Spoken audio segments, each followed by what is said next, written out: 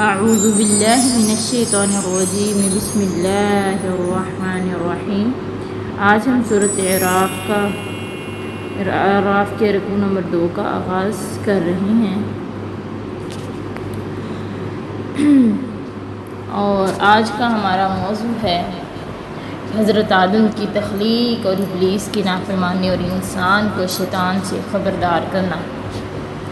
اللہ تعالیٰ اس رکوع میں انسان کی اصل اور اس کی انسان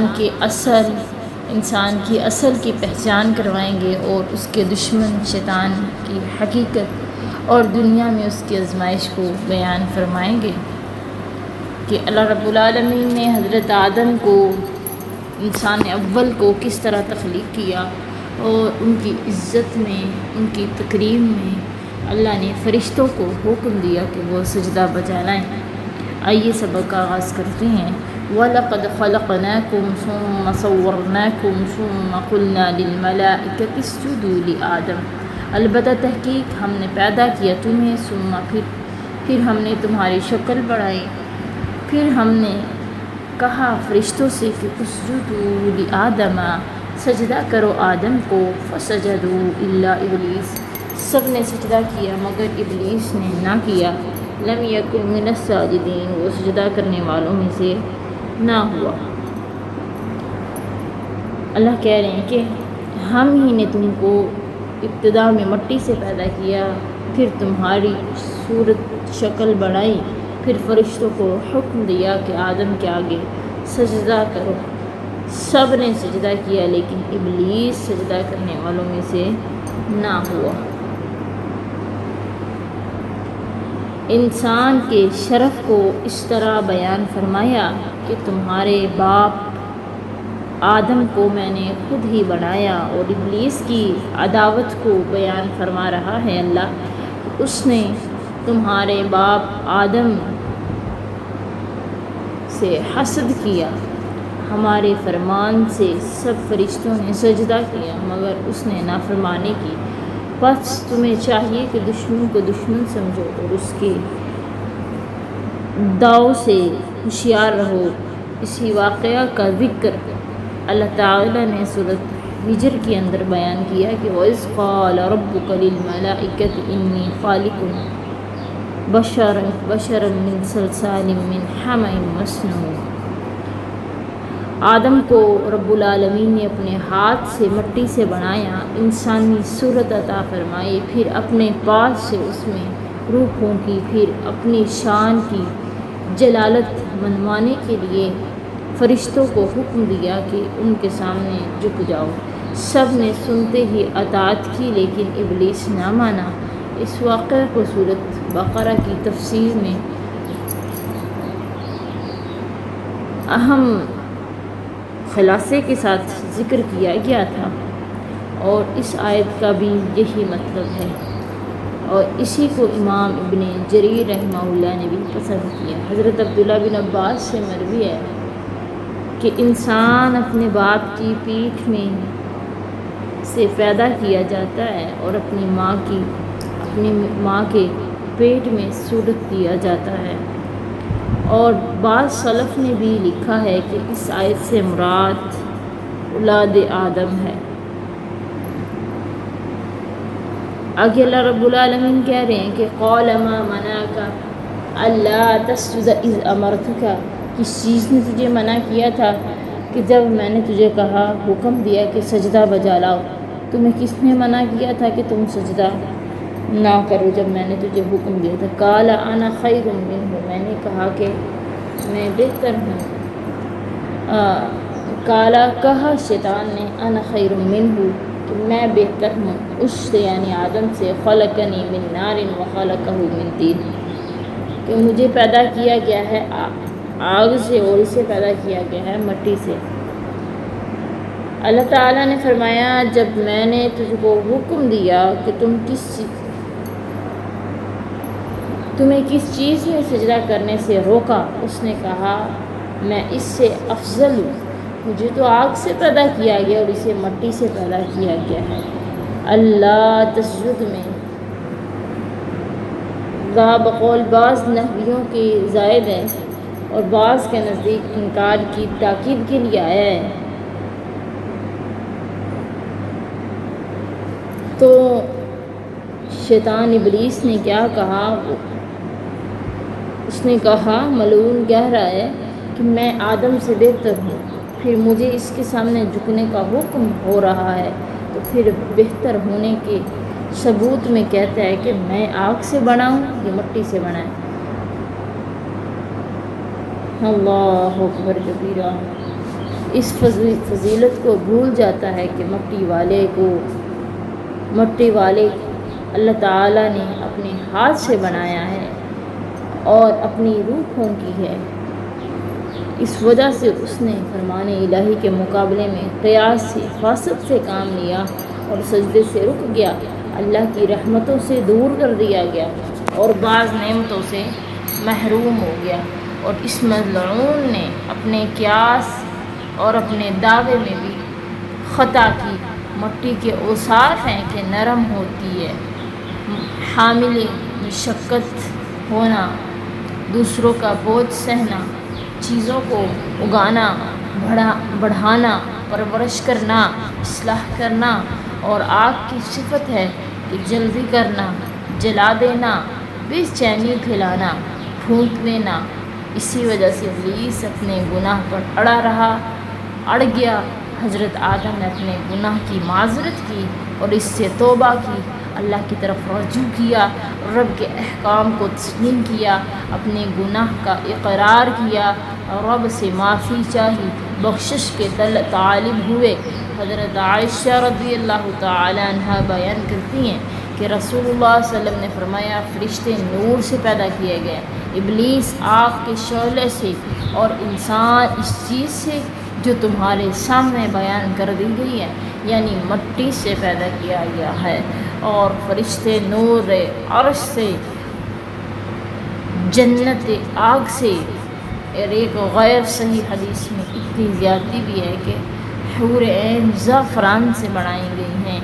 امام حسن فرماتے ہیں کہ ابلیس نے یہ کام کیا اور یہی پہلا شخص ہے جس نے قیاس کا دروازہ کھولا، اور اس روایت کی اسناد صحیح ہے۔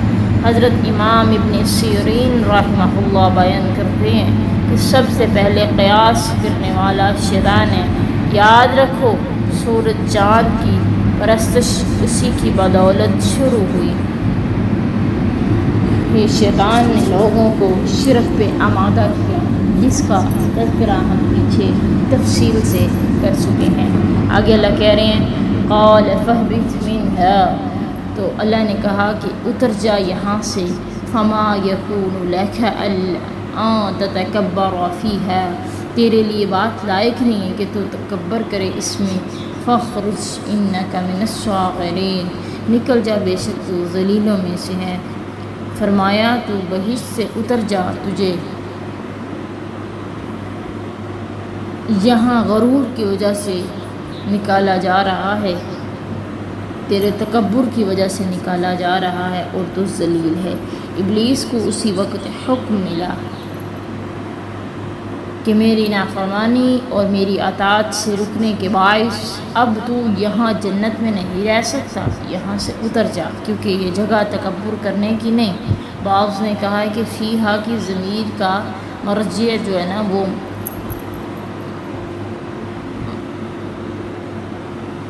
منزلتا ہے،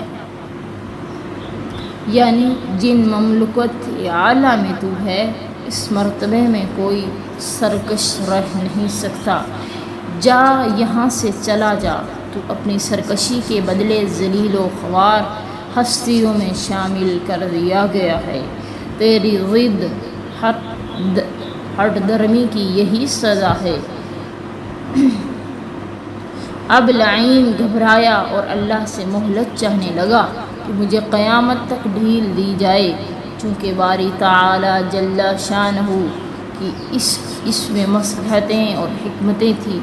بھلے بروں کو دنیا میں ظاہر کرنا تھا، بھلوں کو بھی اور بروں کو بھی، تو اپنی حجت پوری کرنا تھی۔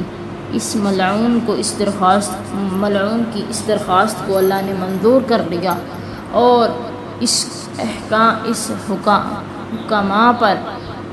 حکام پر کسی کی حکومت نہیں، اس کے سامنے بولنے کی کسی کو مجال نہیں، کوئی نہیں جو اس کے ارادے کو ٹال سکے، کوئی نہیں جو اس کے حکم کو بدل سکے۔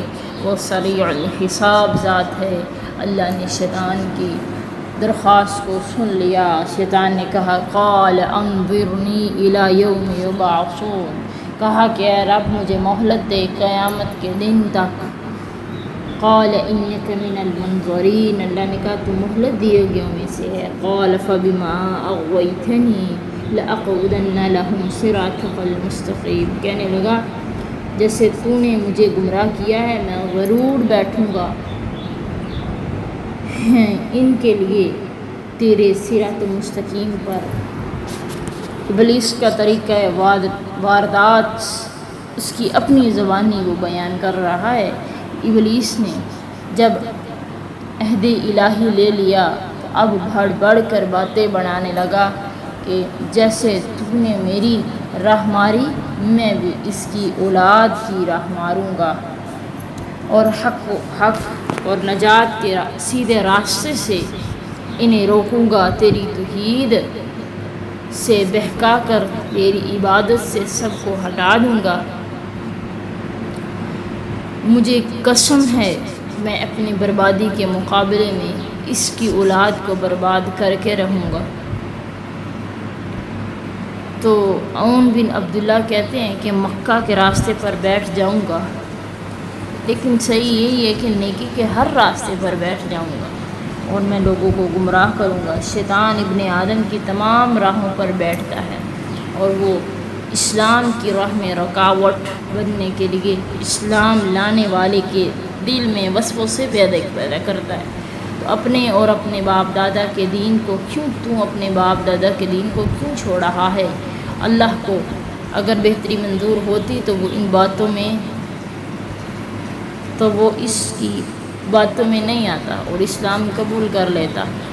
ہجرت کی راہ سے روکنے کے لیے آڑے آ جاتا ہے اور اسے کہتا ہے تو اپنے وطن کو کیوں چھوڑتا ہے، اپنی زمین و آسمان سے الگ ہوتا ہے، غربت اور بے کسی کی زندگی اختیار کرتا ہے، لیکن مسلمان اس کے بہکاوے میں نہیں آتا، ہجرت کر گزرتا ہے، پھر جہاد کی روک کے لیے آتا ہے۔ جہاد مال سے ہے، جان سے ہے۔ اس سے کہتا ہے تو کیوں جہاد میں جاتا ہے، وہاں قتل کر دیا جائے گا، پھر تیری بیوی تیرے نکاح میں سے چلی جائے گی، تیرا مال اوروں کے قبضے میں چلا جائے گا، لیکن مسلمان اس کی نہیں مانتا، جہاد میں قدم رکھ دیتا ہے۔ بس ایسے لوگوں کا اللہ پر حق ہے کہ وہ انہیں جنت میں لے جائے وہ جانور سے گر کر ہی مر جائے جو جہاد کے لیے جاتا ہے۔ اللہ اکبر کبیرہ۔ اللہ کے نبی صلی اللہ علیہ وسلم نے فرمایا ایک دن ایک لمبا خط کھینچا اور فرمایا یہ صراط مستقیم ہے، اور پھر اس کے سائڈوں پہ چھوٹے چھوٹے خط کھینچے، فرمایا یہ گمراہی کے راستے ہیں اور ہر راستے پر شیطان بیٹھا ہوا ہے جو انسان کو گمراہی کے راستے پہ لے جاتا ہے۔ جیسا کہ ہمارے دلوں کے اندر بعض اوقات وسوسہ پیدا ہوتا ہے، ہم کہتے ہیں کوئی صلح کا موقع آئے، کسی سے صلح کرنی ہو تو ہم کہتے ہیں یار میں کیوں صلح کروں، وہ کرے نا، میں چھوٹا ہوں وہ بڑا ہے، میں بڑا ہوں وہ چھوٹا ہے، میرے ساتھ اس نے زیادتی کی، وہ آئے میرے پاس۔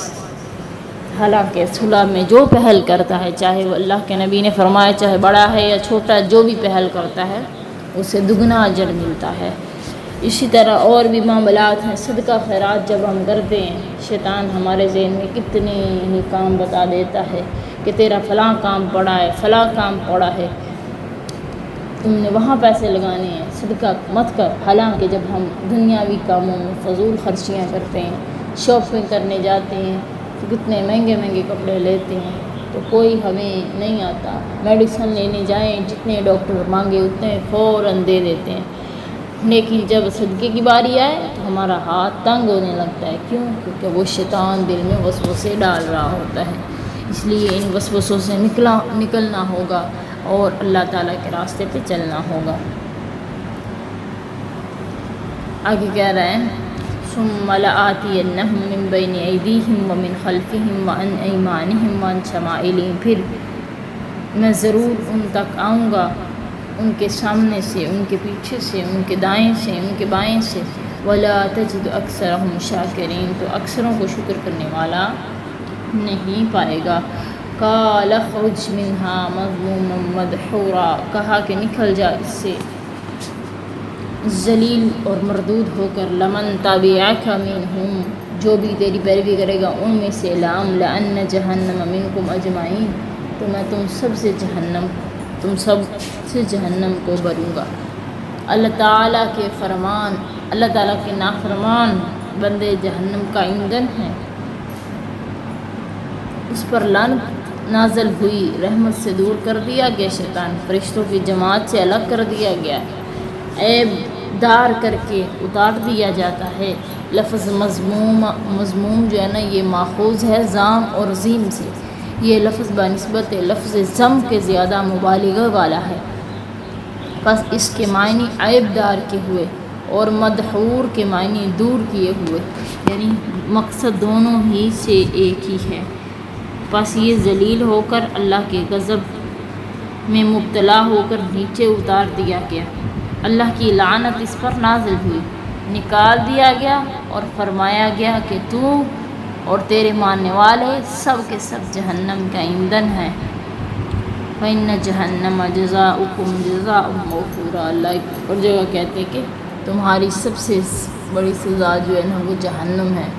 تو جس طرح چاہ انہیں بہکا، لیکن اس سے مایوس ہو جا کہ میرے خاص بندے تیرے وسوسوں میں آ جائیں گے اور ان کا وکیل میں آپ ہوں. اللہ اکبر. دیکھیے کہ جب ہم نیکی کرنے لگتے ہیں کیا ہم ان وسوسوں کے اندر گر جاتے ہیں؟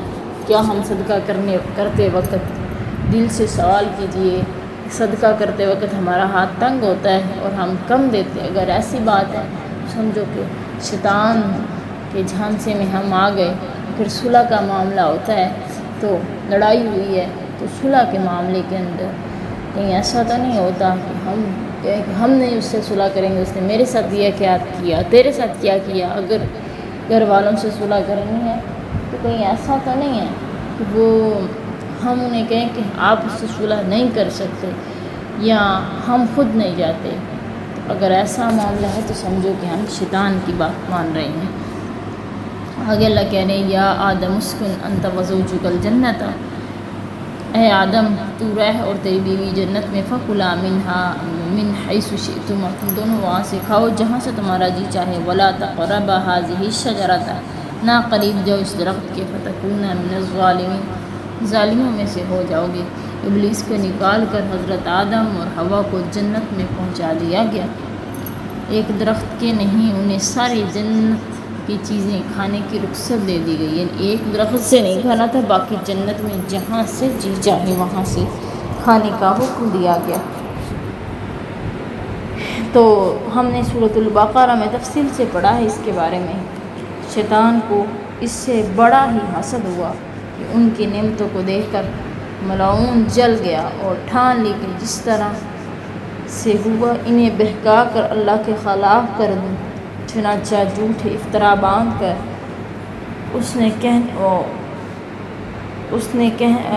ان سے کہنے لگا کہ یہ دیکھو یہ درخت وہ ہے جس کی کھانے سے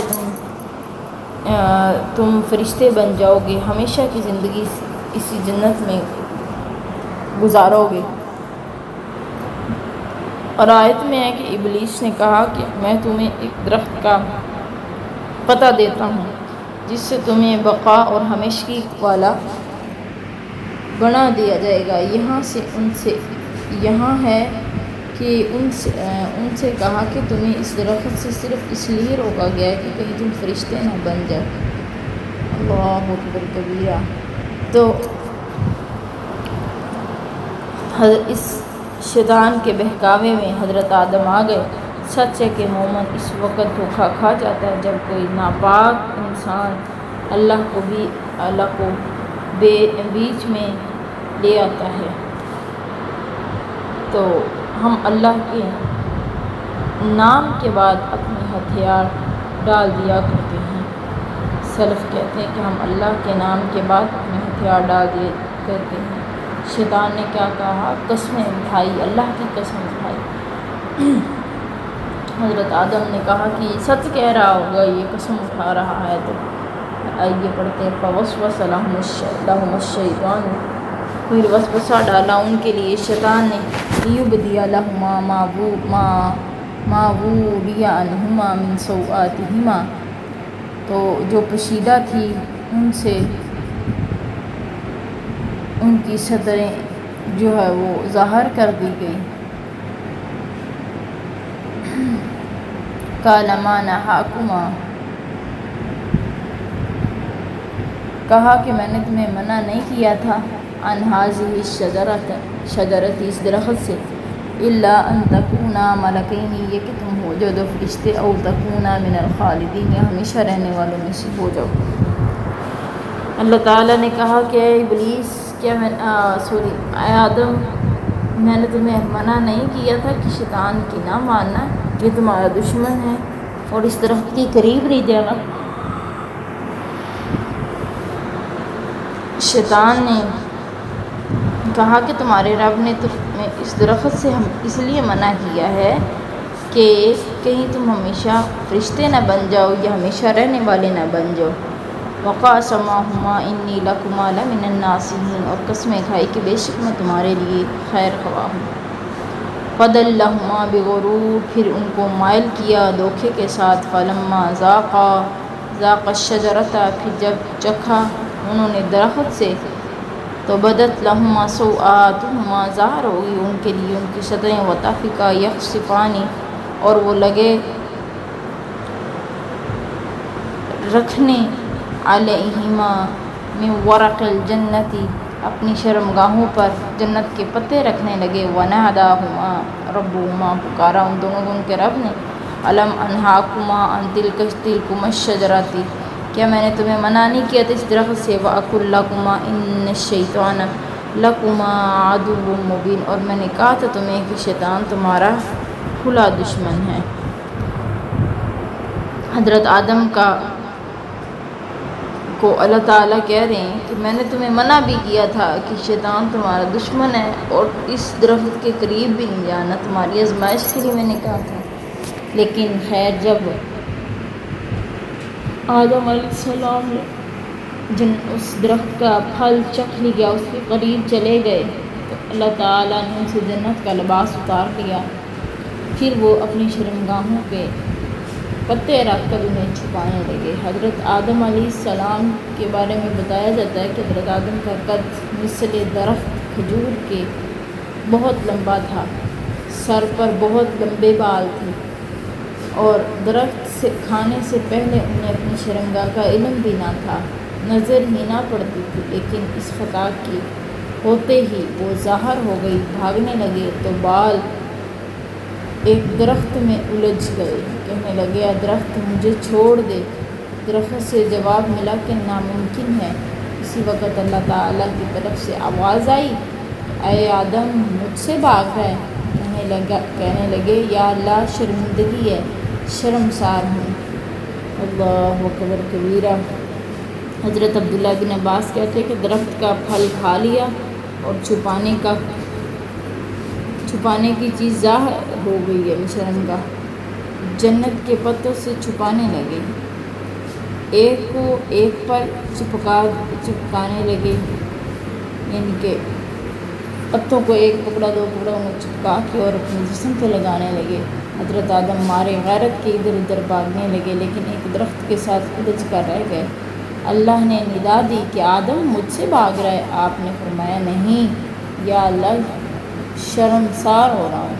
اللہ تعالیٰ نے حضرت آدم سے اللہ تعالیٰ نے فرمایا کہ آدم جو کچھ میں نے تجھے دے رکھا ہے وہ تجھے کافی نہ تھا؟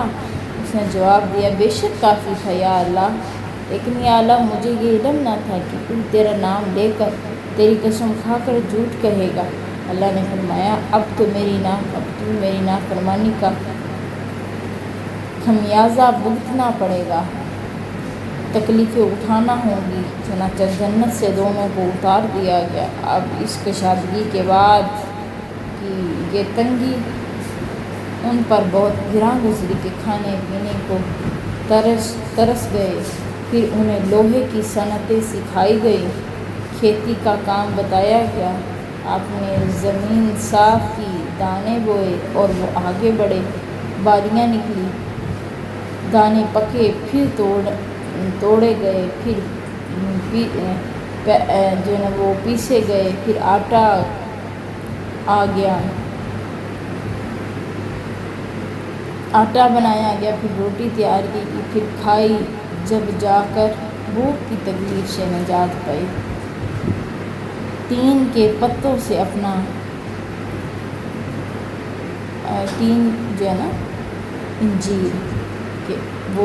انجیر کے پتوں سے اپنا گزر بسر کرتے تھے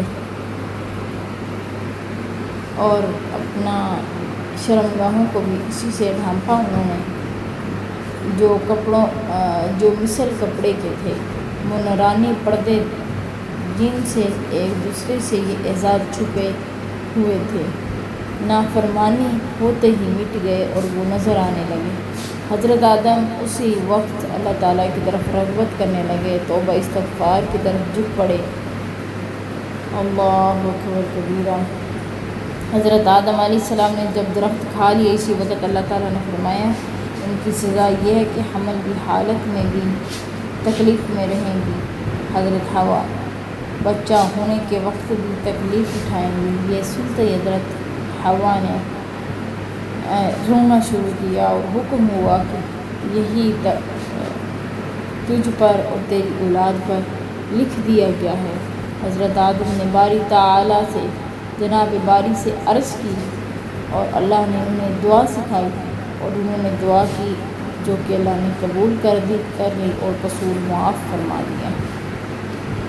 قالا ربنا ظلمنا انفسنا، دونوں نے کہا کہ اے ہمارے رب، ہم نے ظلم کیا اپنی جانوں پر، وَإِن لَّمْ تَغْفِرْ لَنَا وَتَرْحَمْنَا لَنَكُونَنَّ مِنَ الْخَاسِرِينَ، اگر تم نے ہم پہ رحم نہ کیا ہم نقصان اٹھانے والوں میں سے ہو جائے گی۔ قال اهبطوا بعضكم لبعض عدو، اللہ نے کہا اتر جاؤ، اس سے بعض تمہارا بعض کا دشمن ہے۔ وَلَكُمْ فِي الْأَرْضِ مُسْتَقَرٌّ، تمہارے لیے زمین میں ٹھکانہ، وَمَتَاعٌ إِلَىٰ حِینٍ، اور ایک مدت تک کا فائدہ ہے۔ بعض کہتے ہیں کہ یہ خطاب حضرت آدم، حوا اور شیطان ملعون اور سانپ کو ہے۔ بعض سانپ کا ذکر نہیں کرتے اور یہ ظاہر ہے کہ اصل مقصد حضرت آدم ہے اور ملعون شیطان ہے، جیسے کہ سورۃ طٰہٰ میں بھی اللہ تعالیٰ نے ذکر کیا تھا۔ اللہ اکبر کبیرہ۔ آگے اللہ کہہ رہے ہیں کہ قال فیہا تحیون وفیہا تموتون ومنہا تخرجون، اللہ نے فرمایا اسی میں تم جیو گے اور اسی میں تم مرو گے اور اسی سے تم دوبارہ زندہ کیے جاؤ گے قیامت کے دن۔ اللہ اکبر کبیرہ۔ یہ تھا حضرت آدم علیہ السلام کا واقعہ کہ اللہ تعالیٰ نے آدم علیہ السلام کو پیدا کیا، پھر اللہ تعالیٰ نے فرشتوں کو حکم دیا کہ آدم کو سجدہ کریں۔ تمام فرشتوں نے اللہ کے حکم کی تعمیل کی اور لیکن ابلیس نے سجدہ کرنے سے انکار کر دیا۔ یہ سجدہ عبادت نہیں بلکہ تعظیمی سجدہ تھا جو اللہ کے حکم سے کیا گیا تھا۔ ابلیس نے تکبر کیا اور سجدہ کرنے سے انکار کیا۔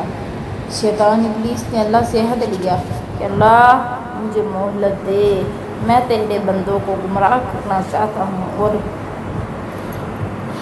اللہ تعالیٰ نے کہا جتنا مرضی زور لگانا ہے لگا لے، لیکن میرے بندے تیرے بہکاوے میں نہیں آئیں گے۔ اس سے معلوم ہوتا ہے کہ شیطان انسان کا کھلا دشمن ہے اور ہر وقت اسے بہکانے میں لگا رہتا ہے۔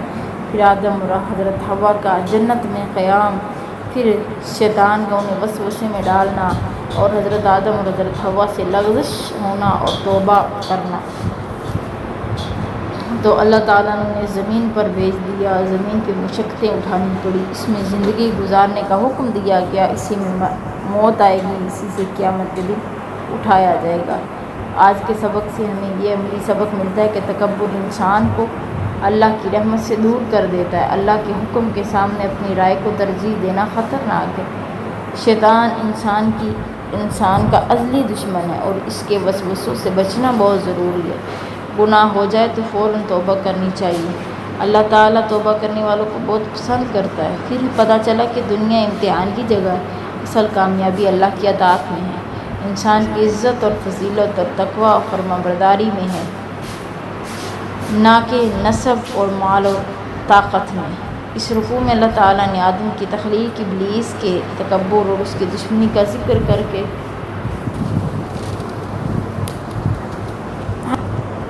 اللہ رب العالمین نے ذکر کر کے انسان کو خبردار کیا کہ وہ شیطان کے وسوسے میں نہ آئے۔ ساتھ ہی یہ بھی تعلیم دی کہ اگر انسان سے غلطی ہو جائے تو مایوس ہونے کی بجائے اللہ کے حضور سچی توبہ کرے، کیونکہ اللہ تعالیٰ بہت زیادہ معاف کرنے والا اور رحم کرنے والا ہے۔